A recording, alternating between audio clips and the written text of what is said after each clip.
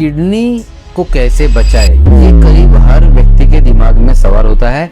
10 में से एक व्यक्ति को किडनी फेलियर होता ही होता है।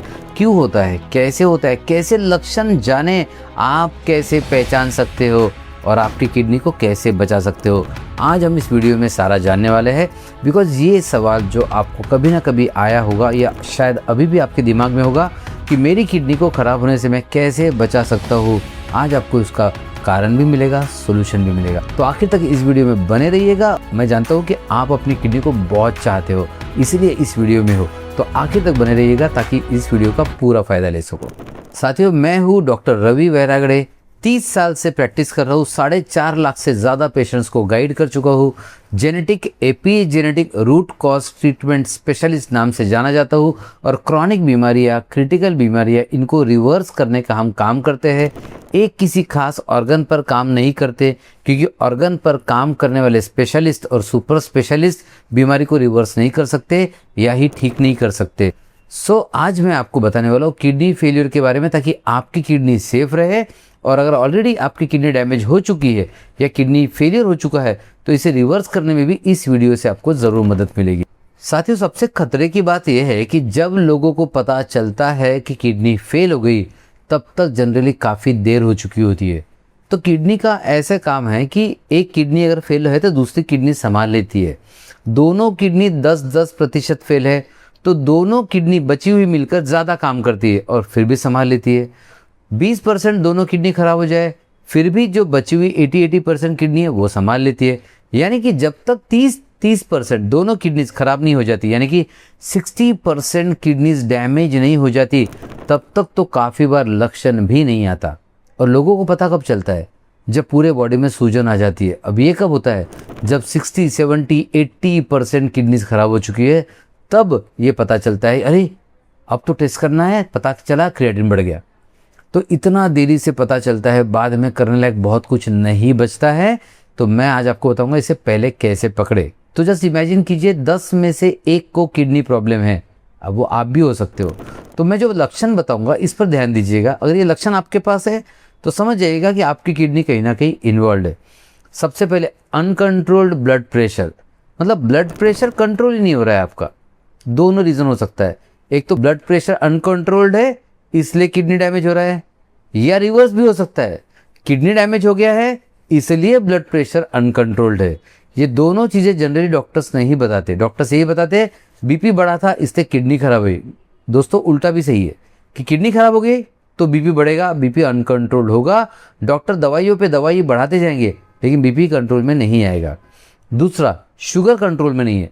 अगर बीपी कंट्रोल में नहीं है, शुगर कंट्रोल में नहीं है, आप देखोगे क्रिएटिन, सर अभी अभी केएफटी किया था, क्रिएटिन नॉर्मल है, ये अंधेपन वाला टेस्ट है। सिर्फ क्रिएटिन आपको जानकारी नहीं देगा। अगर आपको सही में जानकारी चाहिए तो यूरिन फॉर माइक्रो एल्बुमिन ये टेस्ट करना चाहिए, जो थोड़ा पहले बता देता है। लेकिन इससे भी पहले स्टेज ऐसी होती है जिसमें पता ही नहीं चलेगा। लेकिन आपको समझ जाना चाहिए, अगर uncontrolled blood pressure, uncontrolled blood sugar, kidney damage तो होने ही वाली है। हाँ, 1% डैमेज हुई होगी, डैमेज तो डैमेज है, राइट, आपको पता नहीं चलेगा। 2% डैमेज हुई होगी, पता नहीं चलेगा। तो मेरी सलाह ये है कि ये कोई भी चीज़ अनकंट्रोल्ड है, आप मान के चलिए आपकी किडनी खतरे में है। अगर पहले से ही मान के चलेंगे तो बचा पाएंगे, नहीं तो ख़त्म होने के बाद, बहुत ज़्यादा डैमेज होने के बाद ही आपको पता चल पाएगा। तीसरी चीज़, अचानक बॉडी में कभी कभी सूजन आती है। देखिए, शरीर में सूजन आने का तो कोई काम नहीं है, आना ही नहीं चाहिए। मतलब ऐसे कोई प्रॉब्लम ही नहीं है कि शरीर में सूजन आ जाए, बॉडी का सारा मैकेनिज्म सेट है। लेकिन कभी कभी सूजन आती है तो ज़्यादातर लोग 90%, 95% या 98% लोग इसे निगलेक्ट ही करेंगे। लेकिन मैं कहूँगा निगलेक्ट नहीं करना चाहिए, ढूंढना चाहिए क्यों आ रही है।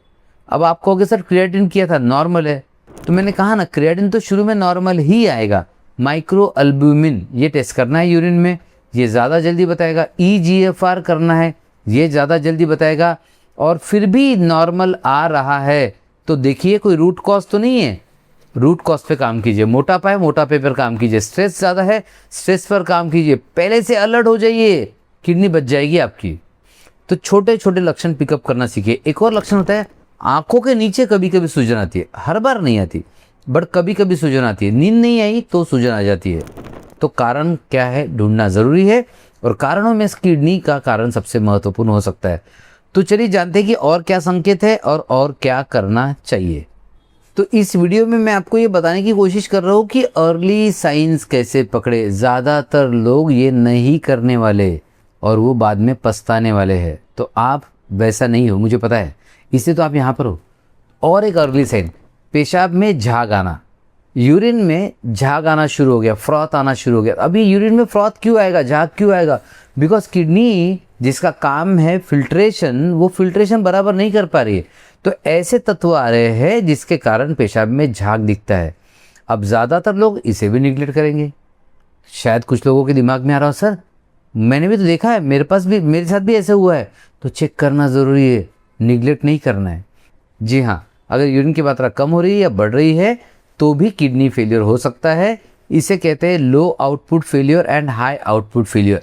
अब ये भी चीज़ बहुत रेयर है, आपने शायद सुनी नहीं होगी, लेकिन ये सारे अर्ली साइंस में आते हैं और ये आपको मदद करेंगे किडनी फेलियर को इतना जल्दी पकड़ने में कि आप इसे पूरा रिवर्स कर सकते हो, पूरा ठीक भी कर सकते हो। लोग हमें जनरली पूछते हैं कि सर हमने सारे डॉक्टर्स को दिखा दिया, एलोपैथिक, होम्योपैथिक, आयुर्वेदिक, सब मेडिसिन खा ली, बट फ़ायदा ही नहीं हो रहा है। और आप कहते हो कि आपके पास बीमारी रिवर्स हो सकती है, क्योंकि हम सिर्फ ऊपर से काम ही नहीं करते।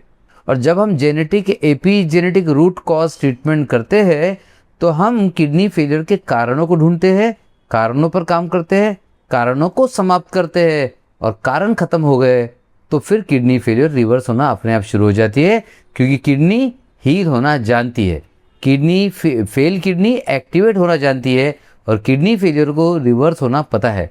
अब ये मत कहना कि सर हम एलोपैथिक मेडिसिन ले चुके, आयुर्वेदिक ले चुके, होम्योपैथिक ले चुके, फिर भी मैं ठीक क्यों नहीं हो रहा हूँ। चलो एक लाइन में बता ही देता हूँ आपको। आपने दवाइयाँ ले ली, लेकिन दवाई काम करेगी इसकी बॉडी में तैयारी नहीं की, रूट कॉज नहीं हटाया, तो फिर आपको रिजल्ट मिलने का चांस वैसे भी नहीं है। इसलिए कहा जाता है कि genetic epigenetic root cause treatment के द्वारा बीमारियाँ रिवर्स होती है, लेकिन सिर्फ दवाइयाँ खाते रहोगे तो बीमारी रिवर्स नहीं होती है। तो अगेन अर्ली साइंस जब भी आते हैं तो आप क्या करोगे, टेस्ट करोगे, क्रिएटिनिन नॉर्मल आ गया, माइक्रो एल्ब्यूमिन करोगे, वो अगर एबनॉर्मल आता है तो एक्शन ले लोगे। नॉर्मल आता है लेकिन लक्षण आ रहे हैं बार बार, फिर भी आपको रूट कॉज ढूंढना है। जैसे कोई स्मोकिंग कर रहा है तो रिपोर्ट नॉर्मल आएगा ना, वो स्मोकिंग शुरू रखेगा। अब ये तो बेवकूफ़ी हो गई। अगर आपको बॉडी इंडिकेशन दे रही है कि सूजन आ रही है या फिर किडनी फेलियर के जितने लक्षण बताए उसमें से कुछ हो रहा है, तो आपको ढूंढना है कि ऐसे कौन कौन से कारण हैं जो आपकी किडनी को डैमेज कर सकते हैं। वो सारे तुरंत बदल दो, बंद कर दो। स्मोकिंग कर रहे हो, बंद कर दो।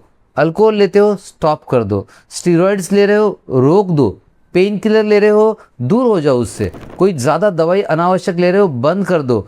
कुछ भी ऐसी चीज़ ले रहे हो जो आपके बॉडी में जो किडनी के लिए हानिकारक हो सकती है, बंद कर दो। आप कहते हो सर मैं जिम जाता हूँ, प्रोटीन ले रहा हूँ, अरे रोक दो उसे, किडनी खत्म हो जाएगी। जब आप और आपकी किडनी दोनों जिंदा रहेंगे उसके बाद मसल बनाओगे ना, मसल बनाने के चक्कर में किडनी थोड़ी गंवानी पड़ती है। तो गाइज मैं इसमें फिर से एक बार समराइज करना चाहूँगा इस वीडियो को। अर्ली साइंस को पकड़िए और उसके कारणों को ढूंढकर एक एक करके समाप्त करते जाइए, आपकी किडनी सेफ रहेगी। और अर्ली स्टेज से बाहर निकल चुके हो तो जेनेटिक एपीजेनेटिक जड़ से इलाज कीजिए, रूट कॉज ट्रीटमेंट कीजिए। आपकी किडनी फिर भी रिवर्स हो सकती है और ठीक भी हो सकती है। सिर्फ दवाई नहीं, पूरा इकोसिस्टम बदलना पड़ेगा। सिर्फ मेडिसिन खाने से नहीं होगा, ये पूरा माइंड, बॉडी और हीलिंग सिस्टम को एक्टिवेट करना होगा, आपकी किडनी रिवर्स हो सकती है। अगर ये वीडियो आपको डिफरेंट लगा है, लाइक ज़रूर कीजिएगा। कुछ कमेंट करने की इच्छा हो रही है, कुछ पूछने की इच्छा हो रही है, कमेंट में ज़रूर लिखिएगा।